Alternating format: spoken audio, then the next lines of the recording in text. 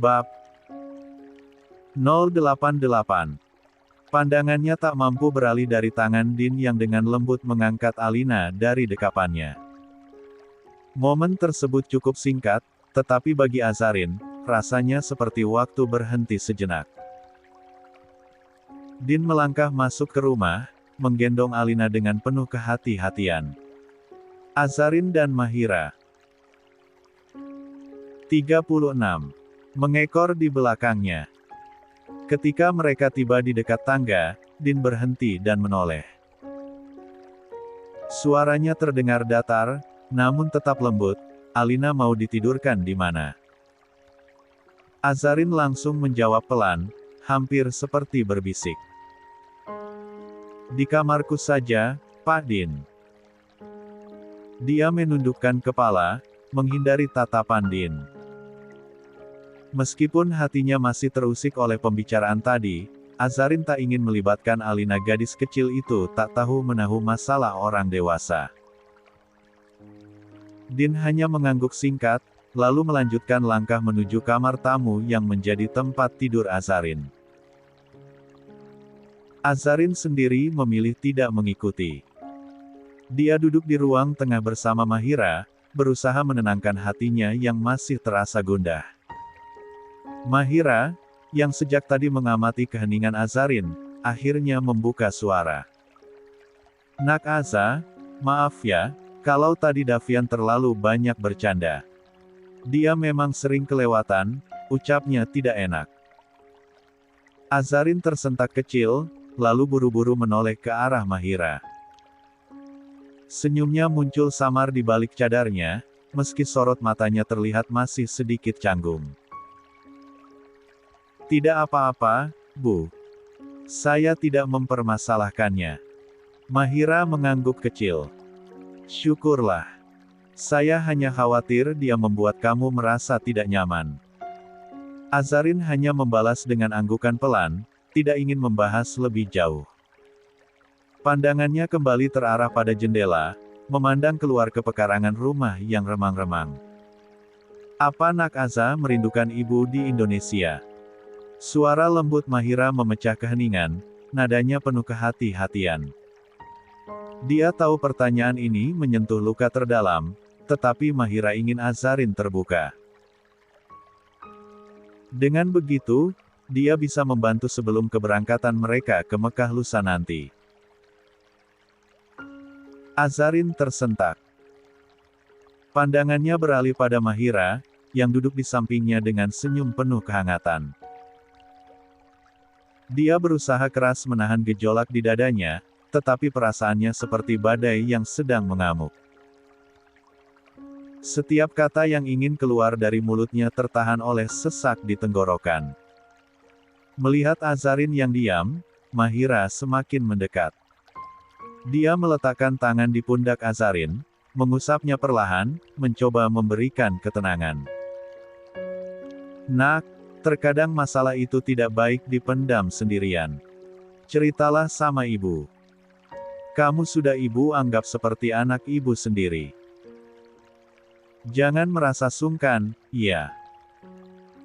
Azarin menunduk. Di balik cadar yang dikenakannya, bibirnya bergetar, berusaha menahan tangis yang hampir pecah. Matanya mulai memanas, air mata berlomba menggenang, hingga sulit dia cegap lagi. Kenapa harus ada yang bertanya? Kenapa harus selembut ini? Pikirnya. Kalau tidak ada yang bertanya, mungkin dia masih bisa berpura-pura kuat. Nak, panggilan lirih Mahira terdengar seperti sebuah kunci yang membuka pintu pertahanan Azarin. Tangisnya pun pecah. Meskipun tidak disertai suara raungan, tubuh Azarin bergetar hebat. Dia menutup wajahnya dengan kedua tangan, seolah ingin menyembunyikan air matanya. Mahira segera menarik tubuh Azarin ke dalam pelukannya, memeluk erat wanita muda itu seperti seorang ibu yang menenangkan anaknya. Menangislah, Nak. Lepaskan semuanya, bisik Mahira lembut. Dia tahu, Terkadang air mata adalah satu-satunya cara untuk meringankan beban yang tak mampu diungkapkan dengan kata-kata. Azarin terus menangis dalam pelukan Mahira. Isakan pelan terdengar, tetapi lebih dari itu, tubuhnya yang gemetar terasa begitu rapuh. Mahira tidak mengatakan apa-apa lagi. Dia hanya diam, membiarkan Azarin menumpahkan semua perasaannya. Baginya, pelukan yang tulus lebih berarti daripada 1000 kata penghiburan. Setelah beberapa saat, Azarin mulai tenang. Tangisnya mereda, meski matanya masih basah. Mahira mengusap kepala Azarin dengan lembut. "Ibu ada di sini, Nak. Kapanpun kamu ingin bercerita, jangan ragu.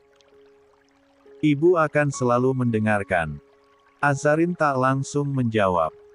Kepalanya tertunduk, matanya menatap kedua tangannya yang terkulai di 37. Pangkuan. Sorotnya kosong, seolah tak tahu harus mulai dari mana. Namun, beban di dadanya seakan memaksa untuk keluar, meski suaranya terdengar sangat lirih. "Aku merindukannya, Bu," katanya akhirnya, nyaris seperti bisikan. Suaranya tercekat di tenggorokan. "Tapi aku juga kecewa sekali." Air matanya kembali mengalir, meski tak lagi disertai isakan keras. Mahira memandang Azarin dengan penuh kelembutan, tanpa sedikit pun menghakimi. Dia tahu betul, luka yang berasal dari orang terdekat adalah luka terdalam yang sulit disembuhkan. Perlahan, Mahira meraih kedua tangan Azarin, menggenggamnya erat, lalu meletakkannya di parengkuannya. "Tidak apa-apa merindukan mereka, Nak. Itu tanda bahwa hatimu masih penuh kasih sayang. Tapi tidak apa-apa juga merasa kecewa. Kamu manusia, bukan malaikat," ujar Mahira dengan suara yang tenang dan menenangkan. Azarin menggigit bibirnya, berusaha menahan isakan yang kembali mengganggu napasnya.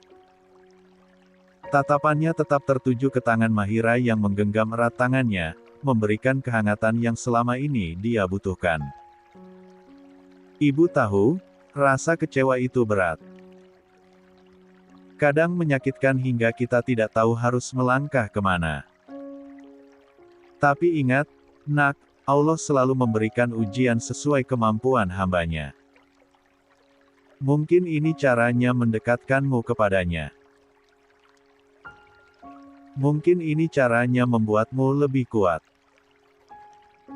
Kata-kata Mahira mengalir seperti aliran air yang menyejukkan hati Azarin.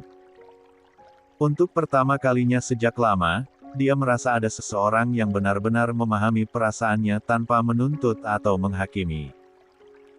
Jangan memaksa dirimu untuk melupakan luka itu, karena setiap luka punya waktu sembuhnya sendiri. Tapi ibu ingin kamu tahu, kamu tidak sendirian.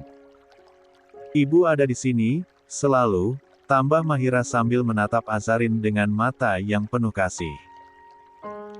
Air mata Azarin kembali menetes, tetapi kali ini bukan hanya karena kesedihan, melainkan juga rasa haru.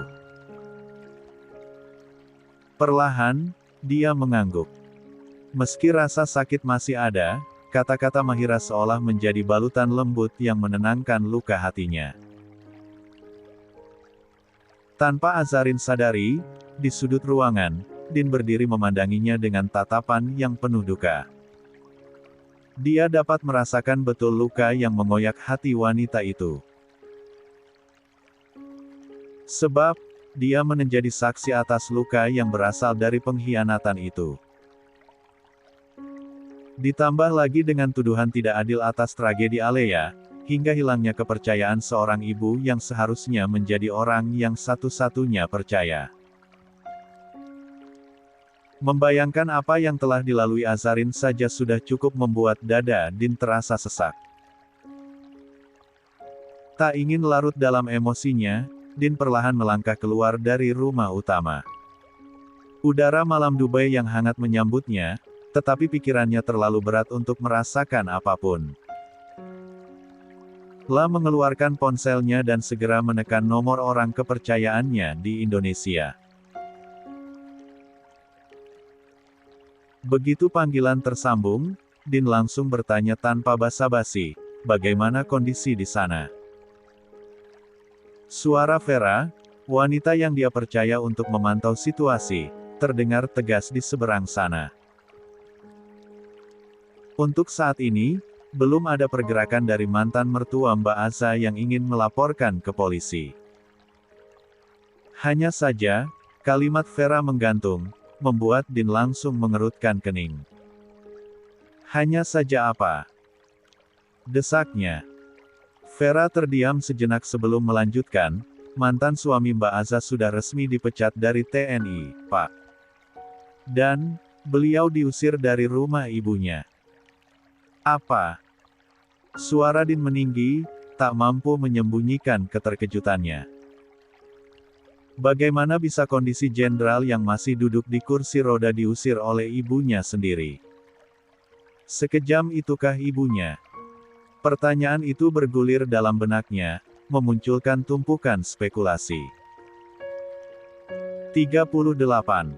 Iya, Pak, Vera menegaskan. Terakhir yang aku tahu, kakaknya Mbak Aza juga masih dalam kondisi kritis. Itu saja, Pak. Din terdiam, hatinya merasa iba, meski dia tahu, itu semua akibat perbuatan mereka. Setelah menghela napas panjang, dia akhirnya berbicara dengan nada tenang namun penuh ketegasan. Tolong temui ibunya Aza. Kalau beliau bersedia dan siap berangkat ke Dubai, segera kabari saya, perintahnya. Baik, Pak. Setelah sambungan telepon terputus, Din tidak langsung kembali ke rumah kecilnya di belakang rumah utama. Dia berdiri di bawah langit malam, pikirannya bergulat. Di dalam rumah, Azarin yang mulai merasa lebih tenang perlahan mengalihkan pandangannya ke arah Mahira. Bu, bolehkah aku meminjam ponsel ibu sebentar? Tanyanya lirih, hampir seperti berbisik. Mahira mengangguk tanpa banyak bertanya. Dengan senyuman lembut, dia menyerahkan ponselnya kepada Azarin, tanpa bertanya keberadaan ponsel Azarin yang tak dia lihat sejak wanita itu datang. Azarin meraih ponsel tersebut dengan tangan yang sedikit gemetar. Dengan cepat, dia mengetikkan nomor ibunya yang telah lama dishafal di luar kepala. Hatinya bercampur aduk. Antara rindu dan kecewa, antara luka dan harapan. Sekeras apapun rasa sakit yang ditorehkan, tak pernah mampu menghapus kerinduannya pada sang ibu. Dia tetap ingin mendengar panggilan hangat itu, "Nak," yang dulu selalu membuatnya merasa terlindungi. Panggilan tersambung. Azarin menggenggam erat ponsel di tangannya, menunggu dengan napas tertahan. Dering pertama. Kedua. Ketiga. Namun tak ada jawaban. Napasnya mulai terasa berat, tetapi dia mencoba lagi, menekan nomor yang sama dengan sedikit lebih cepat, kali ini berharap lebih. Dering kembali terdengar, menggantung di udara seperti harapan yang rapuh. Hingga akhirnya, di saat dia mulai merasa putus asa, telepon terangkat. Namun, suara yang menyambutnya bukan panggilan lembut yang dia dambakan.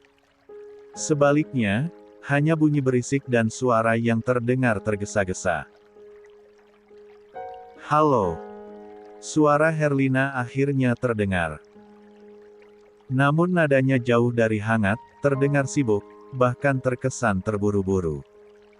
"Jangan dulu telepon, ya. Saya lagi sibuk." Azarin membeku. Lidahnya terasa keluh. Dia ingin berkata, ini Aza," tetapi kata-kata itu menggantung tatkala mendengar suara lain di ujung telepon. Suara penuh kelembutan, yang sangat ingin didengar, tetapi bukan untuknya. Alea, ini Umi, sayang. Bangun, ya.